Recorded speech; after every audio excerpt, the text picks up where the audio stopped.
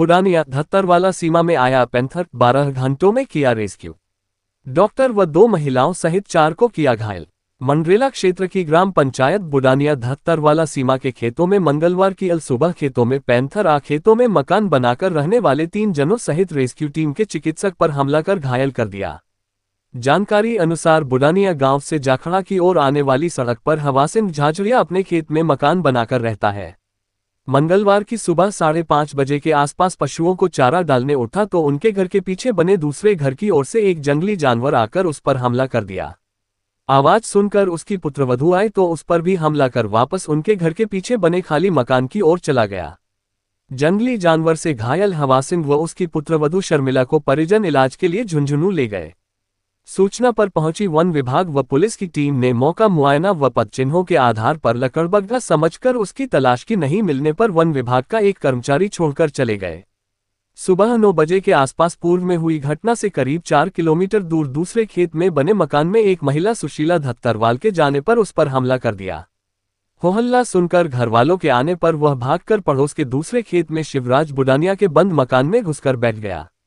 सूचना पर पहुंची पुलिस व वन विभाग की टीम ने मौका मुआयना कर पैंथर होने की बात कही। वन विभाग की चिड़ावा रेंजर सुमन कुमारी ने पैंथर होने की सूचना उच्च अधिकारियों को देने पर जयपुर से आई वन्यजीव रेस्क्यू टीम ने ट्रेनकुलाइजर कर अपने साथ ले गई। इस दौरान टीम के चिकित्सक डॉक्टर अशोक तंवर को घायल कर दिया। ट्रेनकुलाइजर के दौरान चिकित्सक पर हमला किया। जयपुर से आई वन्यजीव रेस्क्यू टीम के डॉक्टर अशोक तंवर ने घर के कोने में रखी पानी की टंकी के पीछे बैठे पैंथर को ट्रेनकुलाइजर करने के लिए गन से 2 इंजेक्शन लगाए। इस दौरान पैंथर ने चिकित्सक पर हमला कर पास के खेत में रखी सरसों की फसल में घुस गया। वहां से उसे बड़ी मशक्कत के बाद तीसरा इंजेक्शन लगा रेस्क्यू कर लिया गया। वन विभाग के पास संसाधन नहीं होने पर 4 घंटे करना पड़ा इंतजार। दोपहर 12 बजे के बाद वन विभाग की ओर से ग्रामीणों पर हमला कर घर में छुपे हुए जंगली जानवर के पैंथर होने का पता लगने पर वन विभाग के कर्मचारियों के पास उचित संसाधन नहीं होने पर असहाय नजर आए। 4:30 बजे के बाद जयपुर से रेस्क्यू टीम आने के बाद ही पैंथर को पकड़ा जा सका। इस दौरान वन विभाग के कर्मचारी हाथों में लकड़ी डंडे से सुरक्षा करते नजर आए।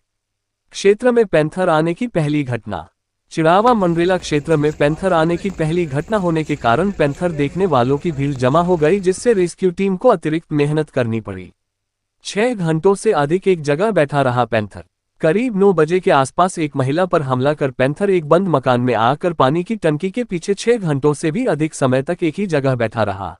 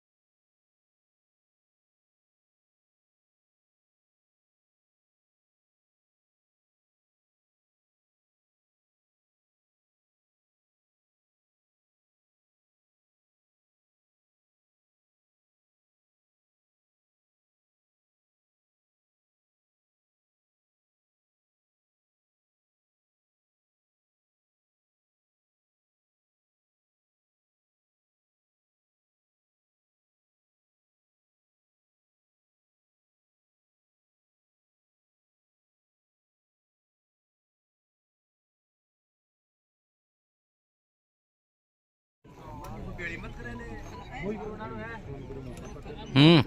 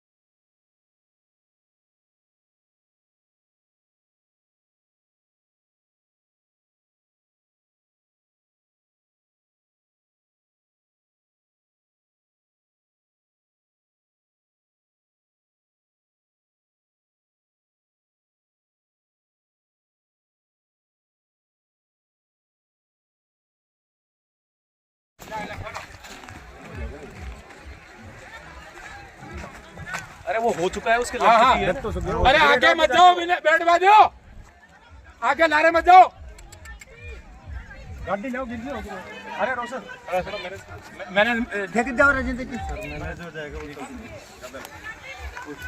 गाड़ी लाओ आगे एक मिनट मार दो थोड़ा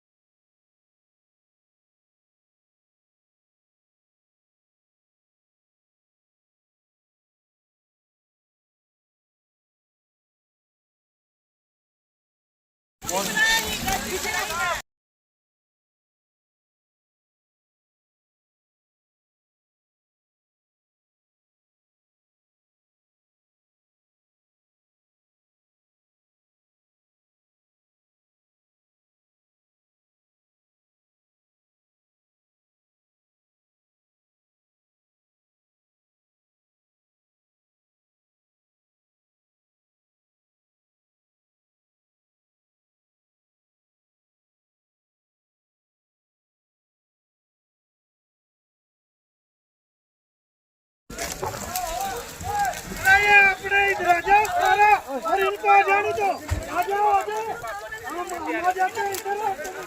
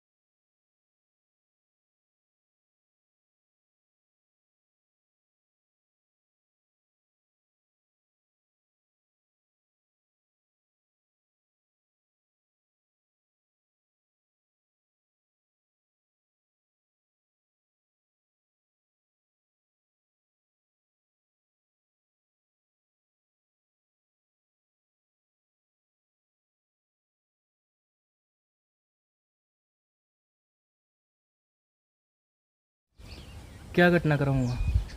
भाई हम सुबह 5:30 बजे उठ गए थे। तकरीबन गाय भैंसों के लिए चारा चूरा डाल रहे थे, तो 5:30 बजे एक अचानक पीछे के घर के रास्ते से एक जानवर सा आया, पेड़ा था और ऐसे धारी सी मंडी हुई थी, तो वो मेरे पर आते ही अटैक कर दिया उसने। फिर मेरे को छोड़ के वो मकानों के पीछे छुप गया। तो पुत्र होते थी, वो गाय के पास थी। मैंने उसको आवाज़ लगाई, मेरे को क्या खा गया, मेरे को क्या खा गया, जानवर सा एक। तो वो दौड़ के आई, देखा उसने तो उसके ऊपर टूट पड़ा। वो पीछे से भग के फिर वापस आ गया, उस पर टूट पड़ा। फिर वो सब घर वाले रोड़ा रबदा करने लगे, आवाज़ में ज़ोर ज़ोर से चिल्लाने लगे। तो वो हमारे घर से निकल के नहीं, जिधर से आया था उसी रास्ते पीछे से वापस भग गया। उसके बाद फिर हमारे को दिखाई नहीं दिया वो किधर गया। और 4-5 घंटे बाद में एक पड़ोसी का घर था, वहाँ बोला एक लेडीज़ को खा लिया। फ़ोन किया किसी ने, प्रशासन को फ़ोन किया, और पुलिस को हमने 10 मिनट के बाद में फ़ोन कर दिया था कि भाई ऐसे जंगली जानवर आ गया है और हमारे पर जानलेवा हमला कर रहा है। तो वो बोले कि भाई ठीक, हम आ रहे हैं, कहाँ।